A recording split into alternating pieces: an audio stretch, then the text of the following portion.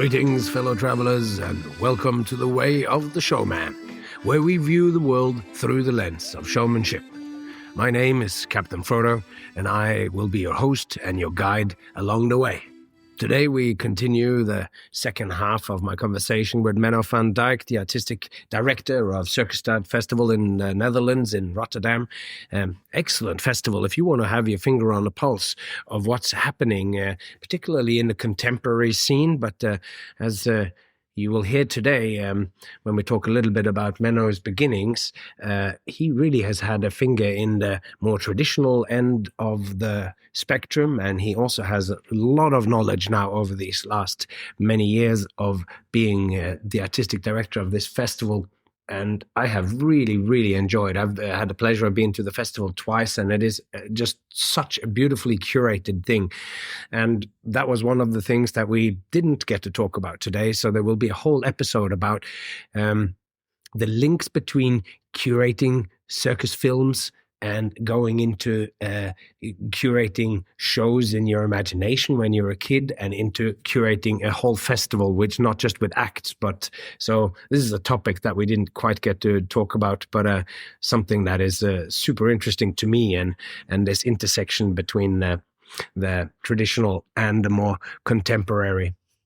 But before we continue on, I would love it if you could leave a review for the podcast. Even just like going, if you're on iTunes and you click down or you scroll down a little bit on the page where you're listening to this right now and just click 5 stars. It really does matter. I would love for more people to find this podcast, and because of my focus on just creating all of these episodes, I don't do much work on finding new listeners. So I am asking you to do that, to help me out with that. It would be great if you did.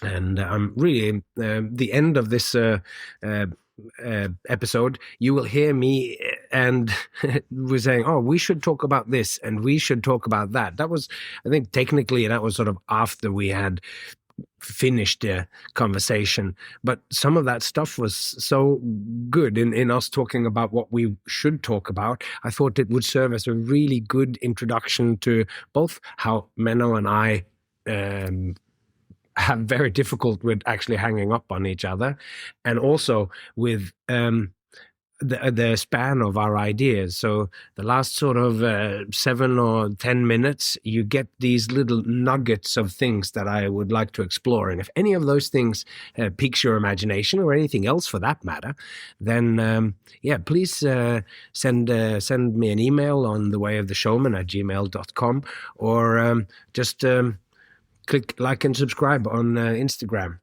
for The Way of the Showman. That would be much appreciated. But now, let's return to our conversation with the wonderful Menno van Dyke.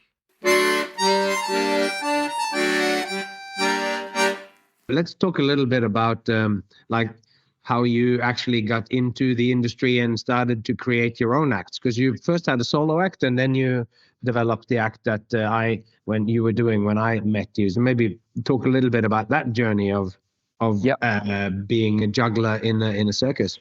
Yeah. Any circus. Yeah. So I was at the youth circus in Amsterdam and learned juggling there.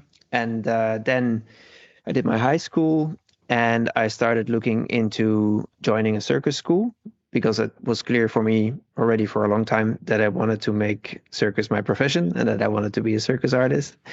Even though so many people said, this will pass, it's a phase. But it never passed. So I ended up going to Fratellini school in Paris, which was a really good school, and spent a few years there. And then my career actually started to take off. And what had happened actually at the Fratellini school is that what I really wanted to do at some point was to be a juggler on horseback. So on the back of a galloping horse, juggling. It's a very old discipline that wasn't done that much anymore at the time.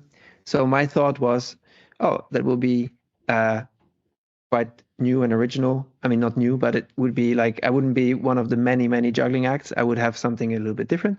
So it's a skill that I wanted to learn. That's one of the reasons why I went to Fratellini, because they were still teaching voltige, like horseback acrobatics.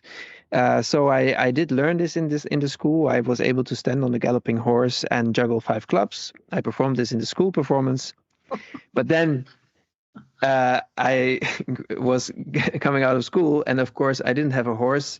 I didn't even have a car. I didn't have a trailer to transport the horse or anything. And with a horse, you could only work in the traditional circus ring. Like you couldn't work on a variety stage or anywhere. So a corporate gig or a street show, yeah, it's like not so so easy with a horse. basically everything everybody and everything advised against it.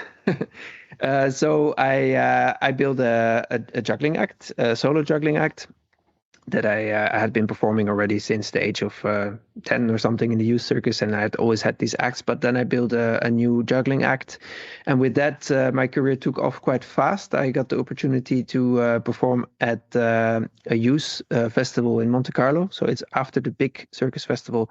They always used to have a festival for young artists called Première Rampe, and I was invited there and performed and won the prize as well, won the bronze prize. And then I got invited to join one of the biggest circuses in France at the time, Arlette Grus, with my solo juggling act. So that's how my career took off, and I worked for a few years in various circuses, traveling circuses. I started to get more into the variety scene in Germany, played several other festivals. And then I ended up in Germany on a contract where I met my now wife, Emily, who is a dancer. And in the times between contracts, I'd always come back to the Netherlands, and I had already experimented a bit with combining juggling and a dancer. Actually, I was asked to create or to co-create for a dance festival in the Netherlands, a piece where a juggler and a contemporary dancer, interact together. But we had very little rehearsal, so it basically ended up me doing my juggling to the music and the dancer dancing around me, and there was very little interaction. Like a But at level some one act or so. It's yeah, the first sort of step that comes, and that's what when we talk about the acts as a living organism, or as some of it has that the depth of structure that you discover that you that might develop over time and all this. But like I think of this as like this is the first thing. Well, you're juggling to music is just having the music there and then having the juggler juggle to the music and having a dancer and a juggler next to each other. So yes, that's the first and she level. didn't want to she didn't want to touch any of the juggling objects. She was very scared of that, and also, well, there was this choreographer, and we only had 3 days to put it together. But it was interesting, and it stayed in my mind, and I had a video of it. And so when Emily and me got together, at some point, I showed her this video actually of this performance that we did. And she looked at it and she was like, "Oh, this is interesting." But she said the same thing. She said like, "But there's like no connection between the two of you." And I was like, "Yeah, you're totally right. But maybe this is something that we could, just for fun, maybe work on a little bit." And she was like, "Yeah, that would be nice. Let's just try." And we were on the same contract, so we had time to practice. She was dancing. Where was the contract? Well, we were in Germany in a contract for like a dinner show. Okay. And that was not that long, but then the year after we were working in France, where we also managed to get both a contract, she as a dancer and me with my solo juggling act. So there we had 1 year where we would be working in Royal Palace in Kirviller. It's a big cabaret actually in the east of France. And so during this time, we just experimented with combining a juggler and a dancer on an equal basis. And then also the tango came back, because all my youth tango had been present. My father had this tango orchestra. My mother was often setting this piece by this choreographer, which is called Five Tangos, and it's set to Five Tangos by Astor Piazzolla. So the music from Piazzolla had been also there all my childhood, and I had actually always wanted to do a juggling act to Piazzolla's music, and I had tried it alone, but somehow it never really fit. I never could really make the act that I wanted. And then when I started working with Emily, at some point we listened to that music again, and we were like, we should actually work on tango music and on piazzolla. So we had developed all these moves together, like different ways of juggling behind her back while we're dancing. So there was quite a few interesting research going on there. And it looked also a little bit like dancing tango because of me having my arms around her and juggling behind her back. So then we thought, now we have the tango music, we have these moves. Now actually we have dancing, we have juggling, but maybe we should actually like dance actual Argentine tango. And that's when we started incorporating the actual Argentine tango in the act, and worked very hard with a teacher to learn because we wanted to be as genuine as possible. So we learned the basics of the tango, and we learned we built together with her choreography that fitted in the choreography that we were making. So I think it took about 2 years altogether to form the basic structure, like to get all the technical stuff together that we needed to master, to make the choreography, to learn to dance tango better. And so then after like 2 years, it was ready for, let's say, a first showing for an audience. And then there was this festival in Germany, on the island of Sylt, in the north of Germany, which is called Soli Circo. And this was a festival where we thought, this is a nice little festival. We can try the act out there. There won't be that many people probably, and let's just try it out. So we went there, and then what we didn't know, they ended up being agents from Cirque du Soleil and all the varieties in Germany, and it was actually much a bigger deal than we thought it would be. But we performed our act that we had only like once tried out in front of an audience in Amsterdam in the studio. And luckily for us, it went well. Like it got a good response, and a lot of people were interested, and we got our first contracts out of that. But if I look back at it now, like the act doesn't look anything like what the act looks like now today, or like in the past few years. Like that's the thing. Like the act structure has stayed basically the same over the years, but the act has evolved so much. I mean, of course, in the first 2 to 3 years, the most. But even after, like you were just explaining, it's all in the details. It also just develops with your age and with changes. It never stays the same. And we have videos from all these different periods in our career. So when you put them back to back, you just notice all the differences. You see, like, wow, this. Yeah, I would never be able to use a video from, let's say, 15 years ago to represent what we're doing now. I know, and that's I think that's a really good thing too. The fact that you look at the old videos and you can look at them, but you have to somehow make caveats if you show it to someone, or if someone sees it. It's like, because it's one of the things I was just writing about is this, that the act my act, the tennis act, was completely full with jokes and everything from the beginning. But if I was to guess, it's like at least 50% more stuff inside it now than what it was. Because I ended up landing on this piece of music and the length of it, the one that you've heard with the Herb Albert and everything, which is, I finish at like 11:35 or whatever. I finish the last bits, 11 and a half minutes.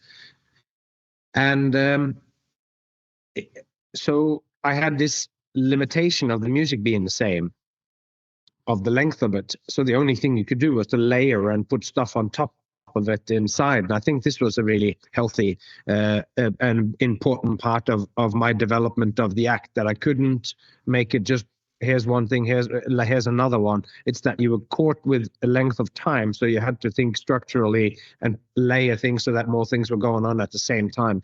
So with that, when did you guys land on the piece of music that you guys have been using, are still using now? Has it remained the same for a long time? Yeah, that has been there from the beginning. It's 3 different pieces of music. They have been there from the beginning, and actually the first piece of music, which is my solo, because also the act structure that we use is it starts with a 2-minute solo by me, and then Emily enters, and that actually changes the setup, which was quite an unusual way to build a 7-minute act. And maybe still now, actually. I don't know many acts that are built up in that way, that there is one person entering. It starts as a solo act and then develop into a duo act later on. But the first piece of music is actually one of the tangos from that ballet that my mother used to set. And I created a routine to that piece that was part of my first attempt of creating an act on tango music. So I must have been maybe 15 years old, and I created a small routine with 3 balls on that music, which is only 2 minutes long, just to surprise her, actually. And when we built the act, I went back to that piece that I had, and I evolved it. Of course, it changed. I changed things, and I made it better, and I involved the chair that we were using. And but it's something that really went back. That goes back a long way. Like, I've been performing with that music for even much longer than the Juggling Tango exists. And then the other 2 pieces came when we started to work together, and that structure has stayed the same, actually, all those years. Because it's interesting, like when we're thinking of structure as well, it's that you, which it feels to me like I don't have any deep understanding of tango, but but correct me if I'm wrong, but you have the woman and the man traditionally, as they're dancing, they do things off on their own as well. Like, you have these sort of moments where they're kind of watching each other and being apart and then coming together. And I'm feeling like that's represented in your act as well. And there's something sort of sensual and interesting as well about, you do the act and it has a natural ending because it follows the music, and you feel like you come to the completion of something. But then what comes next is not the normal thing of getting one more object or changing the objects. You're not finished with the balls and now or whatever, and then one grabs the rings or so. It's the introduction of this additional character, and this is so Jim, just because I love talking about the structure of it, like, how does it evolve then in this second piece, like when she comes in, because this is where the first iteration you did with the other dancer, then there would be some interaction, but only peripherally, that you both exist in the same room. Yeah. But that's kind of that's only the first moment of when Emily comes on. You have what the essence was of the previous version of the idea before it came to fruition. Now that's just literally the first 12, 15 seconds when she comes in, and you have this moment of her meeting us. Maybe describe how that develops, because then we see these next levels that adds up in how the interaction comes as you come together. Well, because the first part I'm alone and I'm with 3 balls, and it's quite up-tempo music. It's in a very quite unusual, quite difficult rhythm, actually. It's also very difficult to play it live if a band would want to play it. We've done it, but it's not easy. And it's very much focused on. I'm focused on my juggling, and to a certain extent on the audience. So I'm actually performing.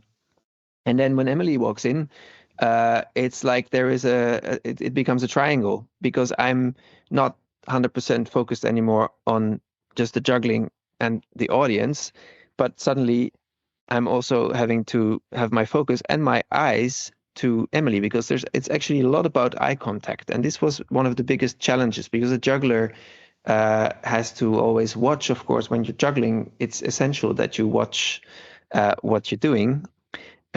Because otherwise, I mean, you can, to a certain extent, juggle with your eyes closed, but most of it is because of the eye-hand coordination. So to have moments where you can actually make eye contact with the other performer was really something that we worked on a lot, to not lose this connection between the 2 of us. Because it's like a meeting. Like, she comes in and she actually challenges me with 2 extra balls that she brings in, and it's we have this moment of where we lock our eyes, and then she starts to move when the new music starts. So yeah, she gets my attention in certain ways and takes it kind of away from my attention that I have towards the audience. So from that moment on, um, our story it's much more. It becomes much more intimate.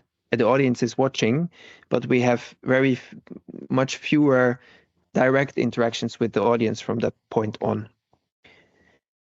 So that was also interesting to find the right balance in that. Like, how much do you acknowledge the audience? How much do you just stay into this interplay between two artists?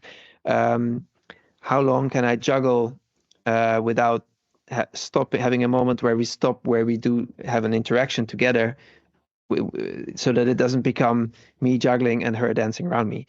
So that was the process to find. And then with the music, where we choreograph everything to the music, so everything happens in the same rhythm and the same time in the music every day and every show. So that was the process to find this balance, and I think we managed quite well. But it was also challenging because as a juggler, you need a little bit of space around you. Actually, there's like a certain space that you need around you to be comfortable juggling. And when somebody enters that space, which is happening a lot in our act, that she actually enters my juggling space, it's not a very comfortable situation because it's a potential risk. If she bumps into my arm at the moment that I'm supposed to throw or catch, like, it's going to mess up the whole juggling. So complex. Yeah, so it's scary also a little bit as a juggler to let somebody in this safe space, basically, that you have around you. And it can only work through perfect timing. And of course, over the years, we've gotten so much understanding of each other and of the working of what we have to do and what I'm doing and what Emily's doing. So our timing it's become very natural and very, in the beginning, it was much harder. And I think it could only work because we had this very tight timing to the music. Yeah. But it's interesting because to me, this is a description of the human condition as well. Like you meet someone, and how are you connecting with them? That's what comes out in this first bit. And when you say, oh, you have your personal space, and then to let somebody into that space and to still be able to function as yourself. I just see that picture in this where you need some space to be able to make your pattern work or to make your thing work. And how would you dare to let somebody in? And the truth of how it was to create it was, it takes a lot of work. It is not easy. And that's how it kind of is in real life too. It's like, yes, if you're just dancing around each other and then you stop what you're doing and she stops what she's doing, she's not dancing and you're just not juggling, then you can have, it's like a fling and you go, but you both sort of stop life. But how do you continue on working together, or for both of you to continue to do the thing that you do, where she is a dancer and you're the juggler, and to have that mix of it where you also dance, but she also takes part of the juggling and understand it. Yeah. It has lots of resonance. And that's what I find in this when we talk about structure. When you talk about beautiful structures of an act, they are similar to me to mythical structures, where myths stays always current or perennial questions of the big questions that we ask are sort of answered in myths. So a myth can come back into use again.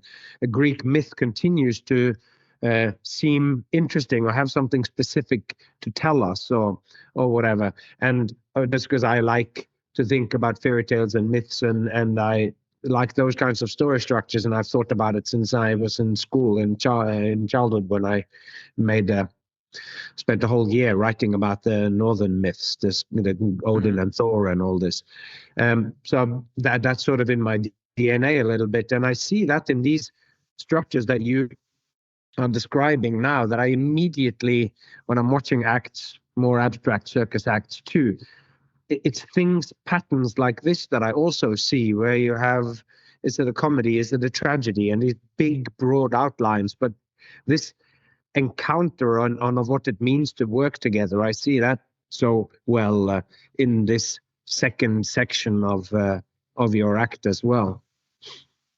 Yeah, Yeah, and one thing that we were very strict about was that even though Emily has learned how to juggle, we didn't want her to, at some point in the act, take 3 balls or 3 clubs and just juggle by herself, because we felt that it would break her character, actually. Like, she's the dancer and I'm the juggler, and we work together, or we live together, or we are together, or we spend time, whatever you want to call it. Of course, it's also a metaphor for all kinds of things, right? Like, You're some becoming people, one in a sense, yeah. And the yeah, people one have come, it's not all you, and it's not all her, and it's not her becoming like you or you becoming like oh, her, but the tango dancing, like her first movements when she comes in, and your first movements being the juggling when you are coming in.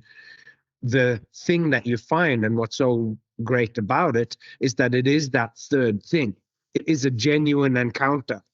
Emily, looking at the video of the first uh, iteration of the idea, tango and juggling together, and she just goes, well, it's a juggler and a dancer in the same room together, but we haven't. But the coming together is the hard bit. That, like you say, then we had this idea or whatever, and it took 2 years to realize it, because you needed to learn how to dance. She needed to know enough about object manipulation that she can do these cool throws yeah, behind her back, or to so that it fits with the timing of the music and with you. So yeah. yes, yeah.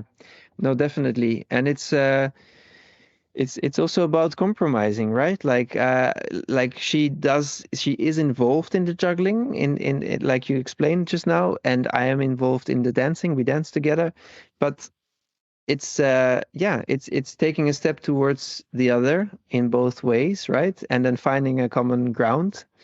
Um, yeah, it's as interesting, I think, to watch as it was the process to get there. Yeah, no, it's powerful stuff, and then by the end of it, you're doing all these incredible things with, like, 3 balls goes up and she steps into the pattern and you're juggling behind her back, and it's some very uh, like, it's high level juggling, but it's made so unbelievably much more complicated by having people who are literally, or not people, having Emily walk in and out of the Into the pattern. pattern. Yes, a Yeah. 5 ball pattern where 3 go up and she walks in and kind of in an embrace, and I continue to juggle behind her back. Things like that are How long? part of the act, How long did and that take to be able to do? to be solid. Yeah, because Yeah, even when she comes in and embraces you, she can't push you, because if you all of a sudden go back a little bit, so she's got to come with speed through the pattern. It's just, you only have the time of the throw. There's so much yes. timing and coordination in the movement, so that, and And not to, also not me to being be small me enough so being your arms fit around her. And yes, that, I mean, it already took some time to figure out, like, where does she put her arms so that I can still juggle, that I'm not, like, bothered too much by not having space. And also I'm limited in how, for example, if I throw a little bit too far, like, I cannot yeah, just, like, normally when you're alone you can move, take a step forward, and yeah, in this case I cannot, because I have a whole human in in between, hanging that on to you. Yeah, I cannot just move. I cannot just bump into her and move her forward. And even if I could, or if I would, I would probably be too late, because it just takes more time, and you're yeah. much less free. So everything needs to be much more precise. That was something for me as a juggler that was also more of a pressure, because in the previous act I was alone, so I could much easier adapt to drops or to situations. And now we have an act that is exactly timed to music and where I'm not alone. So if I drop something right before Emily is supposed to fall into my arms, I cannot just go and pick up the club, because she's gonna fall on the floor if I'm not there to catch her.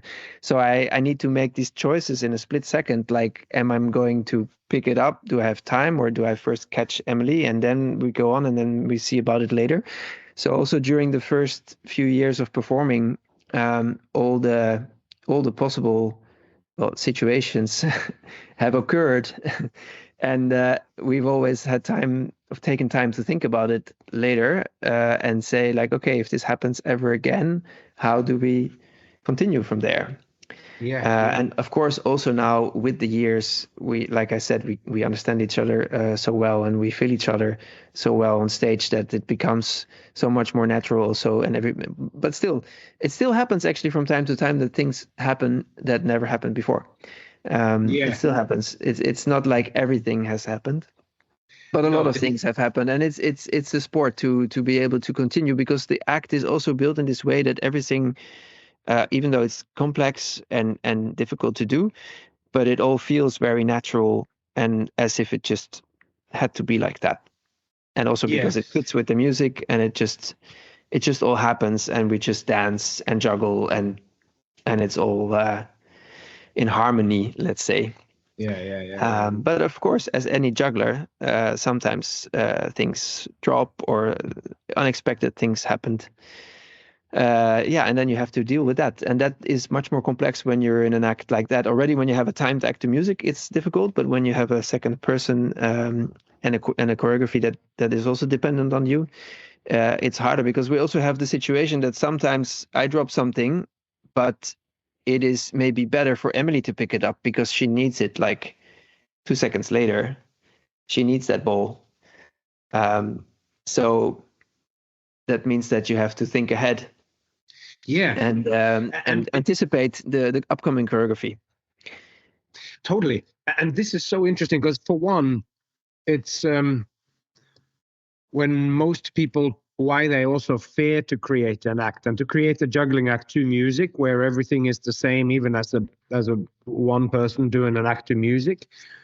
Even there, people have a sort of a much looser relationship to the music. And because the challenge is so great, if you're doing stuff that is everything is mirroring the music completely, the more closely it's combined and entwined with the music and being a visual representation of the music, the more challenging it is when something happens that was unexpected, a failure of intent, as Luke Wilson would call a drop. Like, it's not just that he drops the balls, but it's that you wanted something to happen. And when a lot of the time, if you like see it in a street show, which to me is like that most base level of performance, or in like a loose performance where the performer is talking, doing jokes and juggling, then if there's a drop, then the drop when the ball's on the floor, you will make a joke or you will do something. So now it becomes a little bit about the drop, and then you go back into what you did before. But because yours is so interconnected to music, then when you were speaking about this, it made me think. I read a quote recently, and I think it's Miles Davis, and I can't remember exactly what the words were, but the meaning was that it is the notes that comes after a note that you didn't want to play that decides whether that note was wrong or not. So when you're playing a solo and you're playing a trumpet or and then something happens in the music that wasn't right, then by repeating it and finding other ways, other notes to play, can all of a sudden justify that thing that happened, so that it's like something unexpected happened, and then you have to deal with it. And you guys have had to deal with this all the way, in the way that a musician has to. It still has to be on beat, and it still has to be, it follows the music so closely that which bit is it that stops? It's like, do we skip the dancing aspect of it, the synchronized choreography, or was that a trick that we need the ending on, or whatever? It's such an interesting space to be in. Yeah, and it involves a decision, and there's two people involved, and we don't have time to talk about it. Yeah. So sometimes it's just in a look at each other, or like I said, some of the things have happened, so we have talked about it afterwards. So now we know, like, if this happens at this moment, then it's better that this person does this or that, or we skip this part and we go on from there, or like you get all these little shortcuts that you then know. But then still, like I said, still unexpected things happen, and that's where you sometimes see how well we work together when something like that happens and we manage to solve it in the way that we both have the exact same idea. in the same moment, like, oh, this is how we're going to do it. I think of it again as like this. It's like musicians, where she takes one little cue from you because you've dropped a ball or something has happened, and you now both know that needs to be picked up. But because you know the act so well, you master the form of this section so much that you both might in the same instance see that the first time when you can now, because we've already started the movement towards an embrace or whatever, you might already predict where the first option or possible spot where you can diverge from the choreography somewhat so that you can pick up the ball and what to do next. Because it's not just that, though. Because you're so intertwined that it's not just that. She might already be holding a ball that is supposed to come into the pattern at a certain time. So she is also directly involved for some of the time. She's walking around and has the objects in her hand, and they go back and forth. So yeah, they switch so a lot. things. Like the objects switch hands a lot, and we have a very loose structure of elements, or how many elements. Like it's not the traditional build-up of 3 balls and then 4, 5, 6, etc. It evolves a lot. From 5 to back to 3, and then to clubs, and then to 7 balls, and then back to clubs. And so also where the elements are placed on the stage is very important. So when they drop, it's also always the question like, oh, do I need this later on again, or can I just leave it there? Or like, all these kind of thoughts go through your mind.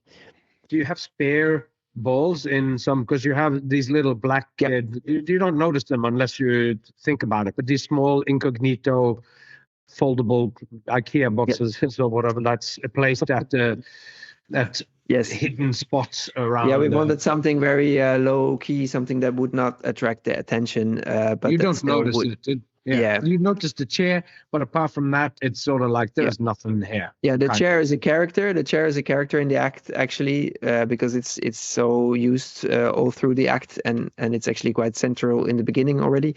But the boxes are just there to have places to store the material. And we have extra balls and an extra club as well. Oh yeah. Because also the act moves a lot from different parts of the stage. We use the full stage, so sometimes we might end up on the right side of the stage, or we lose a club on the right side of the stage, let's say, for example, and then we have to move on with the choreography that tells us to move all the way to the left corner of the stage. So there's no time to pick up that club that dropped on the right front corner of the stage. So then I have another club in that box that is on the left side of the stage as well, so that once I'm done with this choreography part with Emily, then I can have a moment and I can grab that club, and I have 3 clubs again in my hands, and I can continue with the next part of the choreography. So that's something that's definitely essential to have for us.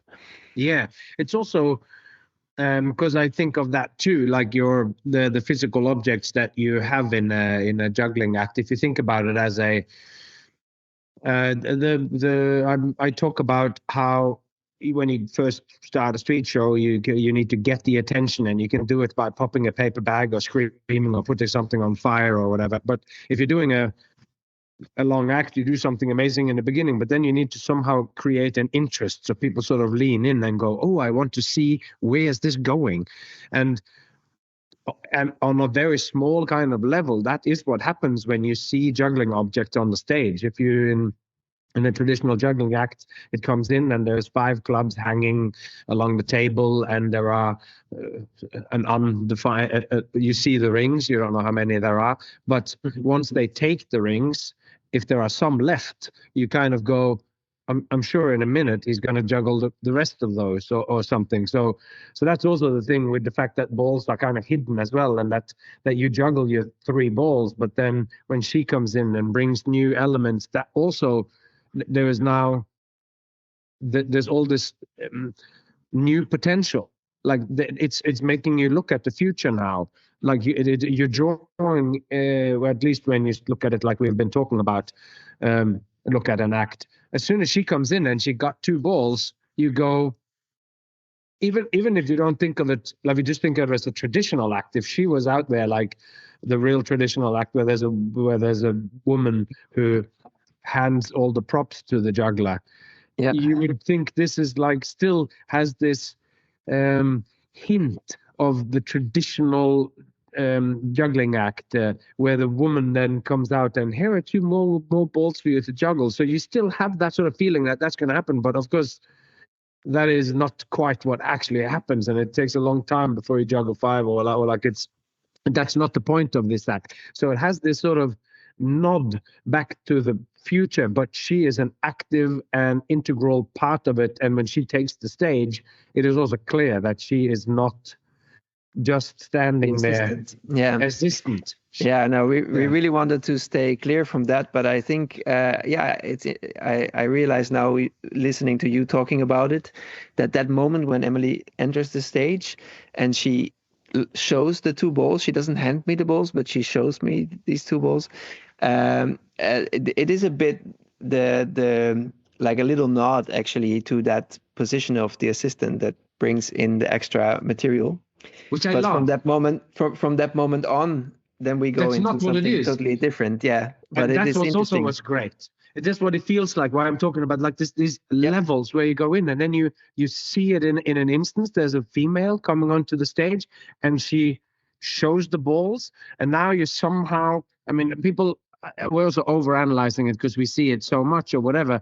Because this moment is so short, and she immediately starts to move, and it becomes clear. But if you just like pinpoint that moment, in this moment we could be back in quite a traditional structure, and it isn't, and that's also. And I've just finished my 3-ball solo, so it's also very logic in this traditional setup that then the assistant would come in with 2 more balls. Yeah. So maybe it is kind of setting the audience on the wrong foot a little bit, but not really intentionally. And I don't think people see it in this way. I think it's more people like us that recognize this kind of. I'm aware. It's like a reference. It's like a reference. We're cutting it up. It's because it is like any music. We're talking about now. Well, it's actually in the interchange with the music, but that's beside the point. We're talking about like what happens over 2 bars of music or whatever. Like, so, and you break down that moment. But of course, this is one moment that you don't analyze and feel like this, but it's moments that you see when you see it again and again, like when you live with a piece of music yourself. Like I listen to a lot of classical music and some of, particularly like Bach. And when you listen to a piece for the very first time, it's like just an overwhelming amount of sound. And as you go, you just see these melodies that are contrapunctually interweaving with each other, and I start to strongly anticipate when different elements of it comes together. But this is a structural language. That's why I think of what the human being is a lot as like thinking and feeling and doing also. It's like you have those as different elements, and I see them connected to structure and character and whatever. And I see that the structure, I have that as being a kind of thinking, the reflection of thinking in the show. Of course, each of these, everything happens everywhere all the time, of course, but structure is something that you intellectually appreciate as well, even though like you experience it in your heart or in your gut when you're watching your act. These things that we talk about, that's why they become so academic or so pedantic, or we're breaking apart something which is one flow of duration. But I love to do that. And then when you see it again and again, like I've had the pleasure of seeing you work a lot, you two, and then you start to see things that are not available to you to see when you just see it for that first time. But anyway, I do love that. I do love to break it down like this, even though I know it's very artificial.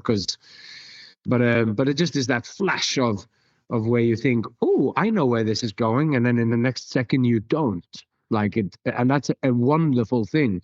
It wants to be inevitable, but also surprising. Like you do end up juggling the balls, but the relationship between the two of you is now what it's about, and whether she gives you the balls or not. In fact, for that next little bit, the giving and taking of the balls or whatever is a big part of what that initial interplay is. Yes. So yeah. No, definitely. No, definitely. And I think, I think that's what happens when you watch an act over and over again, right? Like you start to analyze it, and or not just an act, but acts in general. I think, and what I love about it is that there's not just like one recipe to it or something, like, because we talk a lot about structure, so it sounds maybe like, oh, there is a certain structure that an act needs to have, and to some extent maybe that's true, but in many other ways that's not at all the case, because there's so many ways you can structure your act, and for every different discipline, or story that you want to tell, or there's so many different, or emotions actually, that you want to provoke. The way you build your act is unique to every act, actually. And that makes it also so fascinating to look for, when you're building an act, to look for that structure that works for this particular act, but also when you look at acts, when you see one where you go like, oh wow, this is really like this is just so well made, and it's so good. Also makes it hard to pinpoint sometimes. It is very hard, and it's also,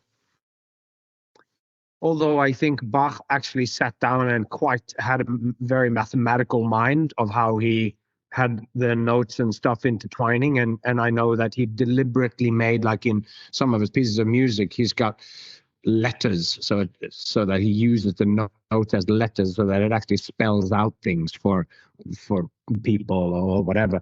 So he uses it.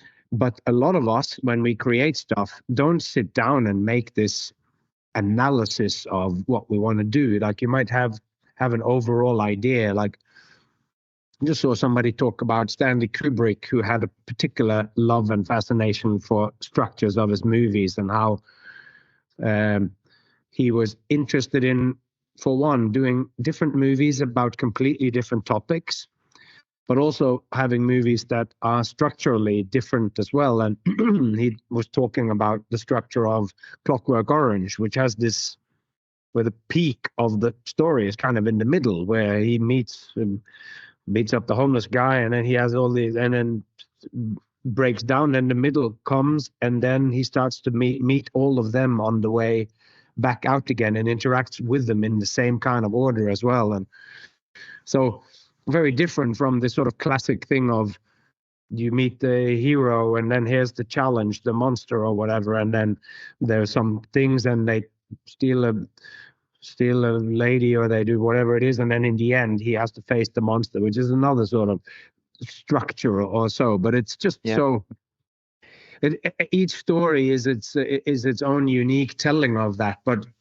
and it's a choice as well. That's what I really find interesting, is that it's a choice on how you want to build it and how you want to end it. Like I also have seen, like, our act, for example, builds up to a climax in the end, right? Like we finish on quite a high, like it's a build up in intensity near the end, and then we have a very clear and strong finale trick and pose, and with the music, and it builds up to that point. Which I love, and how much emphasis on that.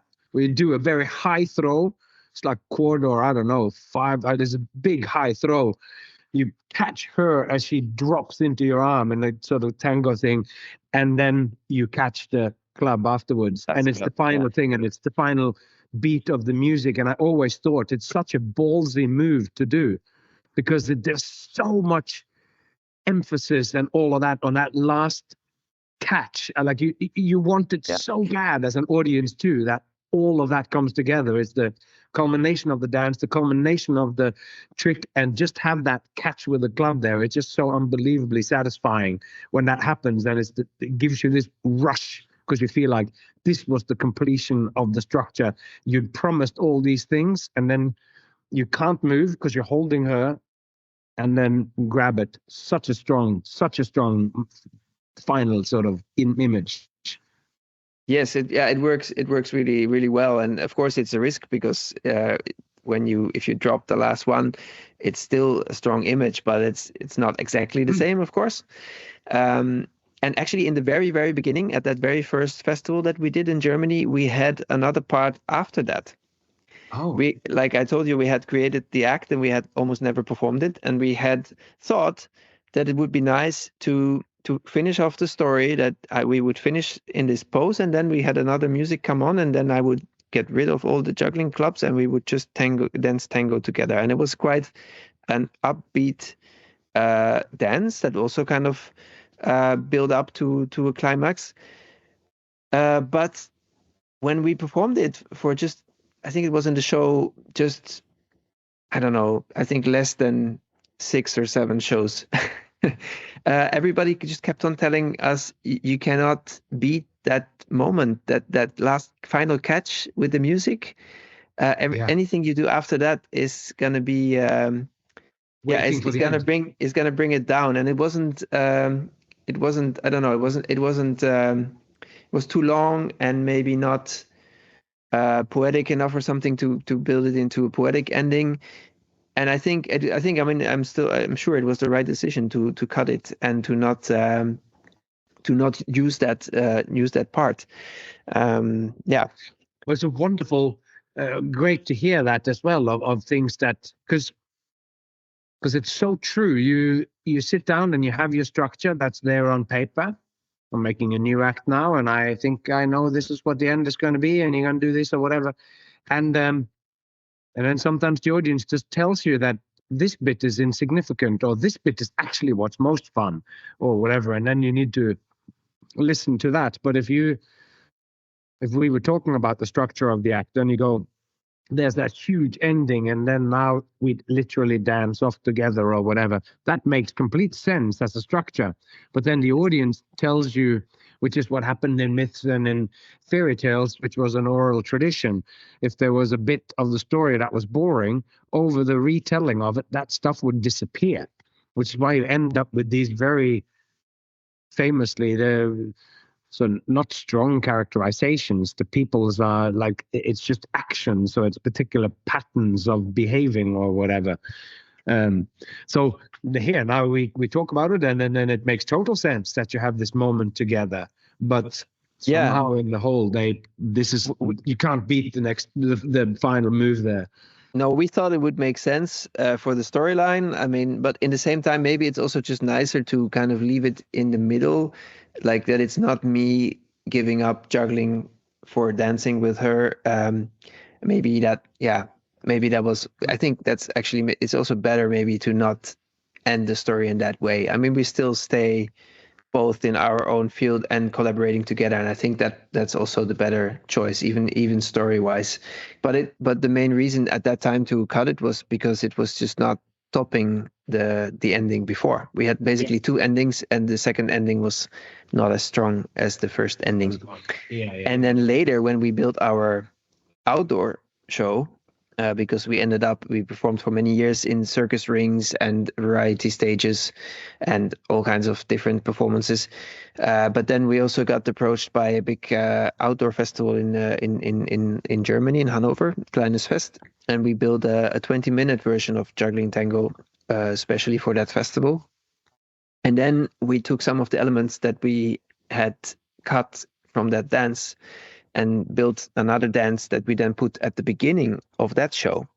So actually, in that show, the storyline is different because we start as a dance couple and we dance tango together. And then I discover a suitcase full of juggling equipment. And then from that moment on, we have several dances and things where juggling starts to be more and more involved. So it actually goes from purely dancing to more and more juggling, and ending with the act as you know it, actually. Interesting. So so that then changes actually the whole setup to it, which is also very interesting, and also took us some time to find the right structure in that. Excellent. Well, I think that we've spoken for about 2 hours, or recorded about 2 hours, I think. Did we? So already. So I think we've sort of covered the most of those things that I wanted to talk about. So maybe we could we'll stop it there, and then we can continue it on next time. Yeah. No, definitely. No, I think we have lots to talk about. I mean, this was very much now actually focused on the act in the end, which was great to dive into that a bit. But for we can talk about the shows. I think. I mean, we already talk about. I remember us talking, like in the evening after the general rehearsal of the last freak show, and we were like discussing for hours the 30-minute show. Yeah. While everybody else was having drinks, relaxing. But this is also one of the things I think of as is why we get along so well too. It's that it's like when people are relaxing or whatever, but this to me, to talk about the structure of things and talk about these creations, it really is so at the heart of what I find most interesting and compelling. I can just talk around in circles about it and explore all the possible ways it can be better. And for me too. It's definitely not. It is definitely something that I do for fun as well. But also because it's necessary. Like, you know, when you know that the next day at whatever it is, 12:45, you're gonna premiere this new show, and you just had the opportunity to showcase it in front of some audience. You want to go over all the whole show and discuss all the points where maybe some things could be made a little bit better, or that things that worked already fine, like make sure you keep it that way tomorrow or something, like, and just have a discussion about it so that you the next day have everything you need to talk it over with the crew, with the girls together, and do the show. And I remember one of the things being there were mainly adults there, or like not kids anyway. And it was a family show, and they all understood English. So I know I just added in stuff that wasn't supposed to be there. And because now some of the games that we had with the girls being the Siamese twins and all these things, some of the stuff that was aimed at the younger people, or being scary or being silly or whatever, they didn't land the way that it was supposed to, because you're sort of watching it for adults. And then I can't help myself but adapt to the fact that there was only adults there. So I speak differently and I said more stuff than I was supposed to, and all this sort of can't help but adapt to the immediacy of the situation. But so there was lots of things we were talking about, or going, this wasn't actually what we had even planned. I just started doing that because the adults were laughing, and then I just did it because now we have, even though it is a general tryout, the first dress rehearsal anyway. We could also talk about the choices we are faced with, and then you take a choice depending on your act, like what you guys have done, and then when you've taken that choice and then you start to explore it, stuff comes out that you didn't know was there, or that you didn't know was going to come, because it's like it comes from the nature of it. Well, how do we really meet? What are the layers, like you talked about with the eyes, and you have to look at each other, because that's one thing with like tango or whatever. It's like the woman's looking, and then when she's looking away, it's like attention is building because she's on her own. But then when she turns back, it's that's a moment also. Yeah, and the thing that I didn't talk about, which also happened, is that I also had to let go of some of my juggling tricks that were major tricks in my previous act. But I had to let go of those because I couldn't be looking at my juggling objects the full time. I had to, and anything that was just not absolutely essential for to move the story forward, or to move the choreography forward, we cut it. And I made an exception for the 7 balls to be in it, to have a moment like that of like technical number juggling, let's say, because there was a right moment in the music to do it, and it created but it's not at the end, for example. It's not like there's not the traditional build up where you end with the biggest number or the biggest trick. It's somewhere in the middle, and it's like it just happens, like, and it just fits beautifully with the music. There's even a moment of contact with Emily as well, and so because I do it 2 times, so that fitted. But many of the other things just didn't, so I just had to let go of those, and and do only the things that are necessary for this particular act, to make this one work. And it's not easy, and that's a process we can continue on. And one of the things that we didn't go that I wrote here was like, what's the structure of the first act? But then you morphed into the second act, and we dove so far into that. But that's also a thing going like, what's another act that you made, and what's the structure of that? In the same way that there's so many structural elements of my acts, of the different structure of the spoon versus the cans. So the cans is a very kind of classic build-up kind of. And also what I find also an interesting topic to talk about is that next year our Juggling Tango act will be 20 years old. So it's 2007 that we started. So it's also very much something, even though it evolves and everything, but it's also something that was created in that time. Yeah. And I find it very interesting that when we perform it now, we don't perform that often. It's also something that I didn't mention, that we're actually not like full-time performers at the moment. We still perform, but very little in a way. But when we perform, it still gets the same response from the audience. Like people come up to us after the act and say, we've never seen something like this before. And I must say, I think the act is also in many ways stronger now than it was 20 years ago, obviously, and maybe also than it was 15 years ago, because it has grown over the years. But that it's still so relevant in a sense that it has not become mainstream. Like it's not like a structure of an act or a type of act that has been done over and over by now, which sometimes happened with certain types of acts. They are new at a certain point, and then suddenly everybody is doing it, so it's not that new anymore. But on the other hand, so it's still very relevant today. On the other hand, it's also an act that was made at that time, and if we would be the age we were at that time now, and we would create something, we would probably create something different. I think. I think so too. It's the nature of how the tennis is and the nature of how the cans are.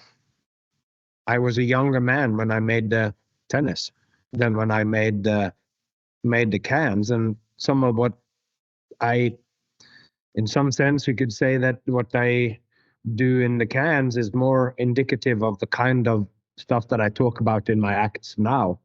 All my other acts afterwards are more in the territory of like it has these kinds of things. And but somebody, I was just talking to stand-up comedian here, goes like, because your act is so funny and all that, but it's also sort of philosophical, talking about the tennis. But he was talking about, because I talk a bit more about Jesus now than I used to. Okay. It's just the same topic, but I just say a few more things. And he's like, and so he could even get that from just that act as well, with a few little elements. And so it's always been there as part of me, but it's sort of come out later. And I feel that it's a more matured way or whatever. But we also didn't talk about it in so many words, but I do think that acts grow up. I think acts as organisms in themselves, as like a kind of an individual, and the act itself. You grow and Emily grow, and the act grows in itself as well. It grows up and it learns who it is. In the beginning, it's just enough that it was done. Just like the birth, the baby comes out and there it is, doesn't know who it is, can't sit, can't stand, can't talk. It just is there. But when you're there on the premiere of an act, it still feels like a moment that is incredible, just like being there present at the birth. It is the most miraculous thing. Here it is. It didn't exist before. Now it exists, but it's a rough kind of thing. And then as the act grows up, it's like it knows more who it is, and it asks questions of you and tells you what it is. Like that interesting detail that there used to be a little coda at the end of the thing, and you go, let's see that you that was you wanted the act to be, and then the act eventually tells you, no, this is actually what it is. You had the end, but then you had to say something more, but did you cut that, then it's better. Love this stuff of reciprocal process. That's very interesting. But also the industry is also changed in 20 years, and that's also another reason why I don't know if we would have made this act if we would make something now,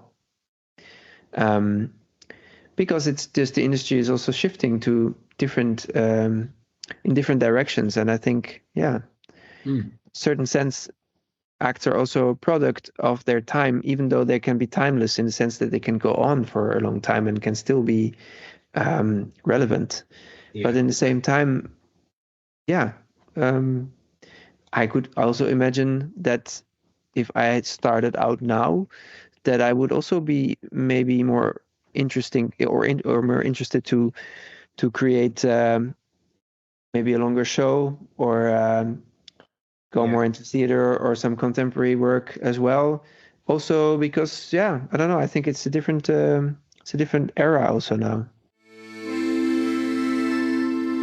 I always really like it when have these conversations that can go into the depths of the technical, but also have a broader scope.